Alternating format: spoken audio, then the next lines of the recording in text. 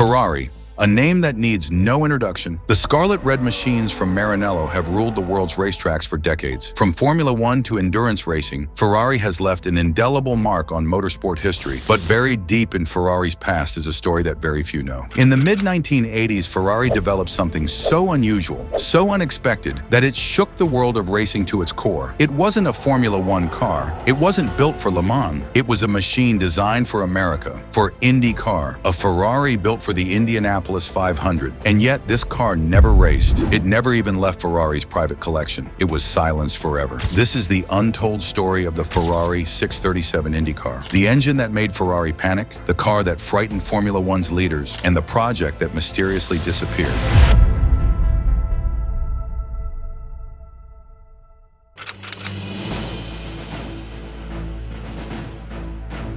To understand why Ferrari even considered building an IndyCar, we need to step back into the political world of Formula One in the mid-1980s. At this time, Formula One was dominated by the incredible power of turbocharged engines. Teams like McLaren, Williams, and Lotus were pushing technology to the absolute limit. Cars were reaching terrifying speeds. Drivers were wrestling with nearly 1,000 horsepower during qualifying sessions. The FIA, Formula One's governing body, saw danger on the horizon. They decided to step in, introducing new regulations to limit engine performance and bring the escalating horsepower wars under control. But there was one man who did not take kindly to these restrictions: Enzo Ferrari. By the mid-80s, Enzo was in his late 80s, but he still commanded absolute authority at Maranello. To him, Formula One was not just a sport, it was Ferrari's very identity. And he believed the FIA's new rules were aimed directly at crippling Ferrari's competitiveness. For Enzo Ferrari, this was unacceptable. He wanted leverage, a way to remind the FIA that Ferrari was too important to be pushed around. And that's when an idea began to take shape. What if Ferrari left Formula One entirely and went racing in America?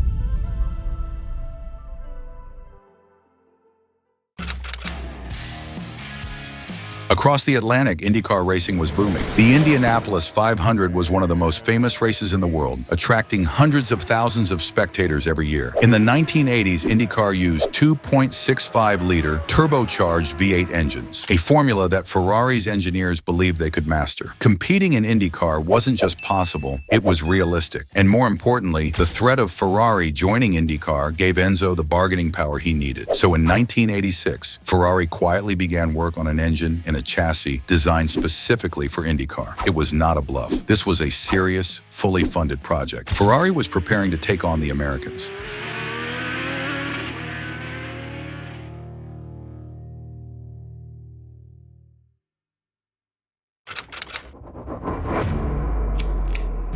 The project was codenamed Tipo 034, but it quickly became known as the Ferrari 637. At its heart was a 2.65-liter turbocharged V8, built to meet IndyCar's rules. Designed under the guidance of Austrian engineer Gustav Brunner, the engine was a masterpiece. Producing nearly 690 horsepower at 12,000 RPM, it was every bit as competitive as the dominant Cosworth and Ilmor engines of the day. But Ferrari didn't stop at the engine. They built an entire Indy car. The 637 featured a carbon fiber monocoque chassis, cutting-edge technology at the time, along with suspension geometry tailored for both high-speed ovals and road courses. Aerodynamics were fine-tuned in Ferrari's wind tunnel. This wasn't a mock-up. It was a real, fully functional race car. And then came the testing. According to reports, the Ferrari 637 showed genuine promise. It was fast, it was stable, and it had the potential to win. Engineers at Maranello were confident that, with more development, Ferrari could have gone to Indianapolis and challenged the likes of Penske, Lola, and March. For a brief moment, the dream was alive. A Ferrari roaring down the straights at the Indy 500.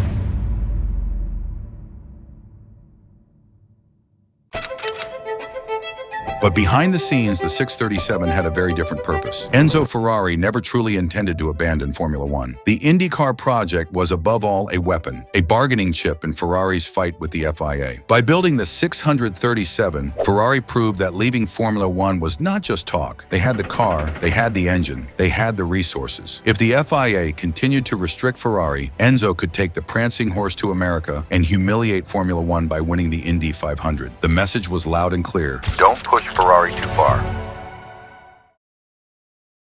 The strategy worked. Faced with the possibility of losing their most iconic team, the FIA backed down. Concessions were made, Ferrari gained political leverage, and once that battle was won, the 637 was no longer needed.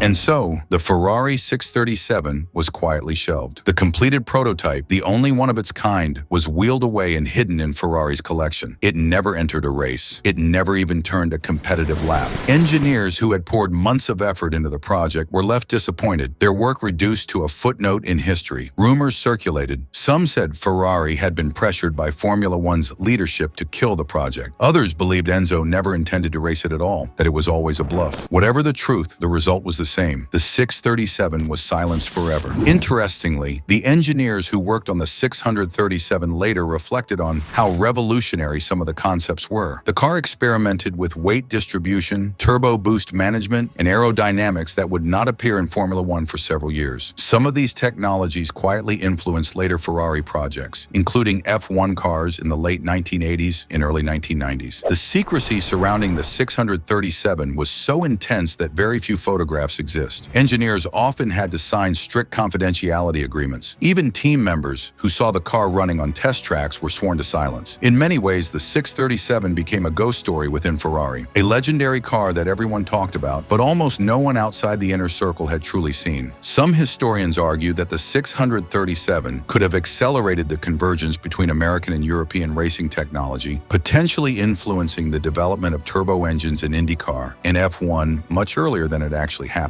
Its absence left a gap in cross-pollination of engineering ideas that might have reshaped both series.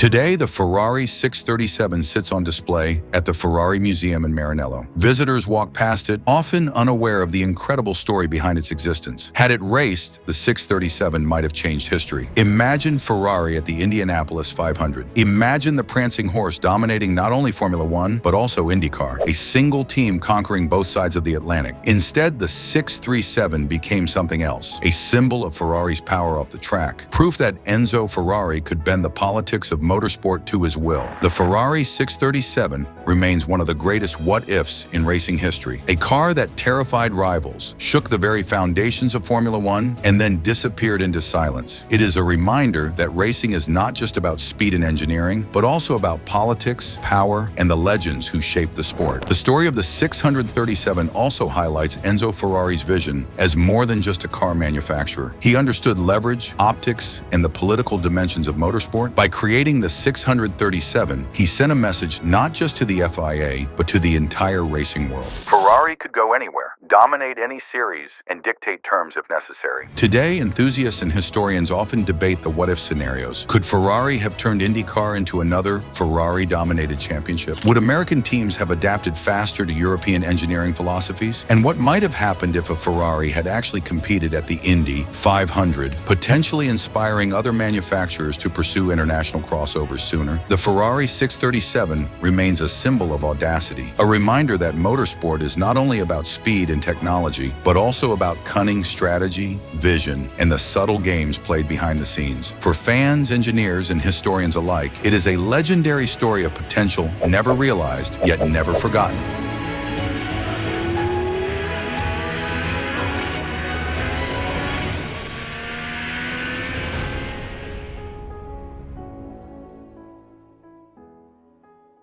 Thank you for watching. If you enjoyed this deep dive into forgotten motorsport history, don't forget to like the video, subscribe to the channel, and share your thoughts in the comments. Do you believe Ferrari should have raced the 637 at the Indy 500? Until next time, keep racing forward.